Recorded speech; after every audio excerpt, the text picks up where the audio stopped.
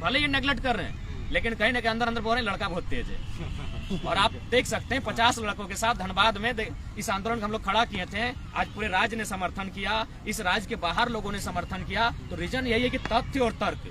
हमने आपकी जानकारी के लिए हम बता दें, जब ये गहरा हो रहा था कि बाहरी भीतरी का, तब हमें बिहार राज्य के एक हाईकोर्ट के जज ने फोन किया था और उन्होंने कहा कि आपकी लड़ाई बिल्कुल सही है, क्योंकि अगर मान लिया जाए अगर राज्यों की अपनी अपनी सीमा नहीं होगी और पंजाब का कोई पुलिस जाके अरुणाचल प्रदेश में अगर ड्यूटी करेगा तो अरुणाचल प्रदेश को हैंडल नहीं कर पाएगा।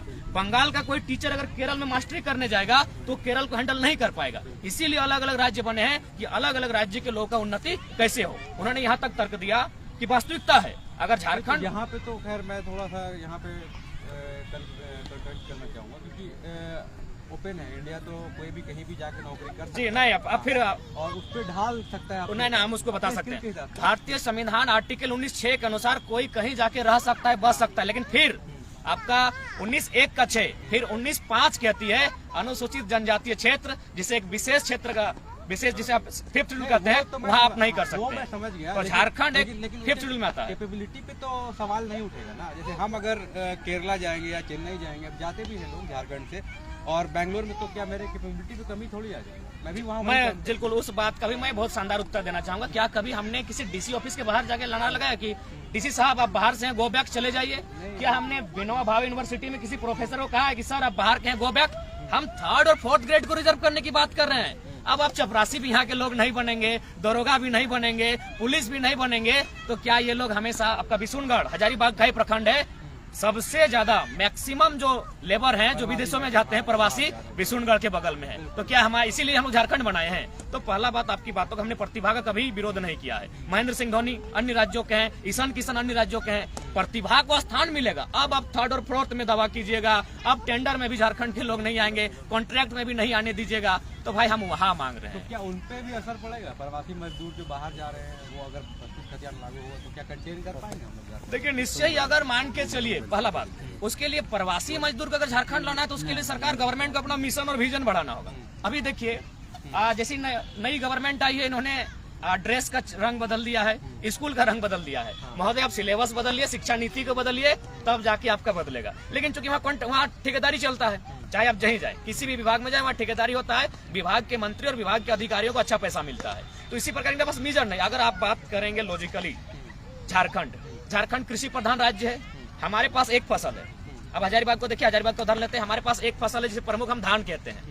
अगर थोड़ा सा हम लोग अगर अपना मिशन को और थोड़ा सा अगर बुनियादी ढांचा को तैयार करते हुए अगर किसानों के हाथ में दूसरी फसल दे दें, यानी कहने का मतलब अगर गेहूं थमा दें, गेहूं के लिए पानी चाहिए और झारखंड मोटा मोटी डेमो से परिपूर्ण राज्य है, तो अगर हम लोग विकल्प तैयार करते हैं, धान के बाद उस किसानों के हाथ में गेहूं देते हैं, तो पलायन भी रुकेगा, रोजगार भी बढ़ेगा और कंडीशन मुझे लगता है झारखंड खुशहाल होगा। उसके बाद झारखंड पहाड़ी क्षेत्र है, आप वहाँ जाके पर्यटन को बिल्डअप कर सकते हैं।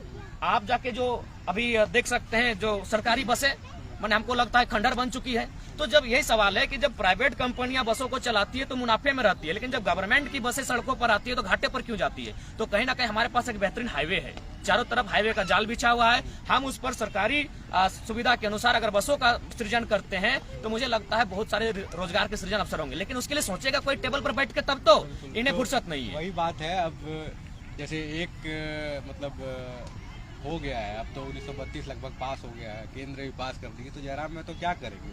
हम आपके जो पोस्ट देखते हैं, सभा कर रहे हैं, जाके क्या करेंगे? किस बात पे फिर करेंगे? कहाँ किसके लिए लोगों को जगाएंगे? यहाँ आपके जो इतने लोग जो सुन रहे हैं, मैं विनोद को बोलूँगा थोड़ा दिखाएं, जो लोग सुनना चाह रहे हैं इनको, वो लोग क्या सुनेंगे फिर आप? देखिए, जब पहली बार हम लोग धनबाद से और बोकारो से आंदोलन स्टार्ट हुआ था तो भाषा को लेकर था, लेकिन जैसे ही भाषा वापस हुई, सरकार पीछे आई, हम लोग खतियान की बात किए।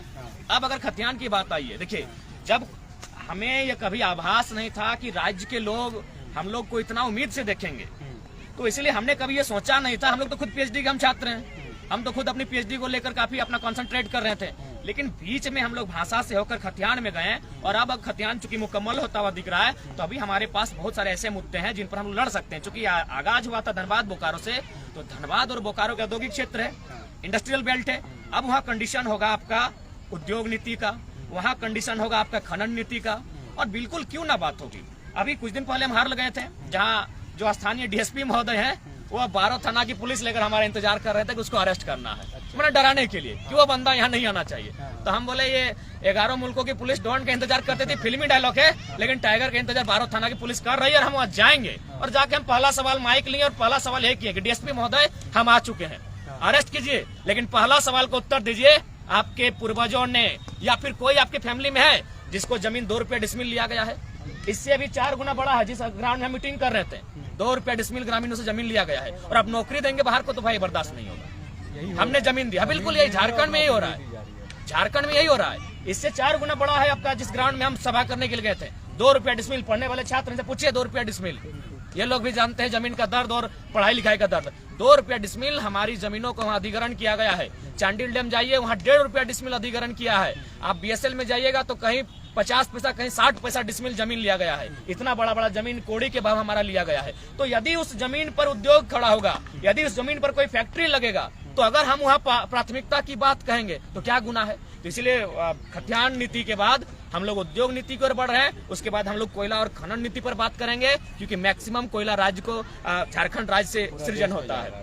मतलब अभी आंदोलन और देखना बाकी है, लेकिन एक बात और आपको बता दूं कि 1932 खतियान से शुरू हुआ है इनका आंदोलन और लार्जर देन लाइफ हम कह सकते हैं, इनका एक नाम हो गया है। कन्हैया कुमार को हम लोगों ने देखा था जेएनयू में एक भाषण दिया था 45 मिनट का जेल से निकलने के बाद, और वैसा ही भाषण अब उस तरह का भाषण, मतलब भाषण में जो पावर है, जो स्किल है, वो जयराम महतो जी के भाषण में दिखता है जब गांव-गांव में जाते हैं।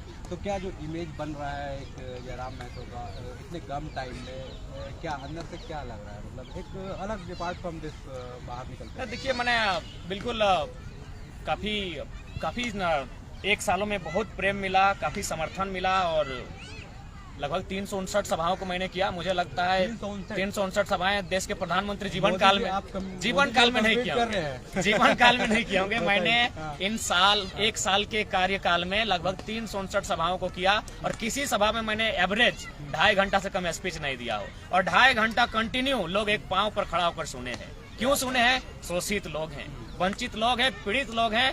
हम भगत सिंह ने एक लाइन कहा था कि गुलामों को गुलामी का एहसास करा दो, वे जंजीरों को तोड़ देंगे। तो हम विशेष कुछ नहीं बोल रहे हैं, बस हम बता दे रहे हैं कि झारखंड का भविष्य क्या होगा। लड़ना या ना लड़ना आपको तय करना है। बिल्कुल, तो देखिए, लड़ना या ना लड़ना आपको तय करना है। और 329 सभाएं 1 साल के अंदर बहुत बड़ी होती है और यही कारण रहा है कि लोग इतना इनके पेज पे आते हैं, इनको फॉलो करते हैं और जब सभा करते हैं यहाँ तो काफी भीड़ होती है। 1932 का खतियान तो विधानसभा से पास हो गया है, आगे देखेंगे ये पास होगा कि नहीं और झारखंड में लागू होगा कि नहीं। लेकिन जयराम महतो जी जो बता रहे हैं कि आगे की रणनीति क्या रहेगी वो करते रहेंगे। बहुत बहुत धन्यवाद। आज हम लोग बात कर रहे थे 1932 खतियान से निकले एक हीरो कह सकते हैं आप, जयराम महतो जी, और वो हजारीबाग आए थे। हजारीबाग में कम है पकड़, लेकिन अब यहाँ भी शायद आंदोलन की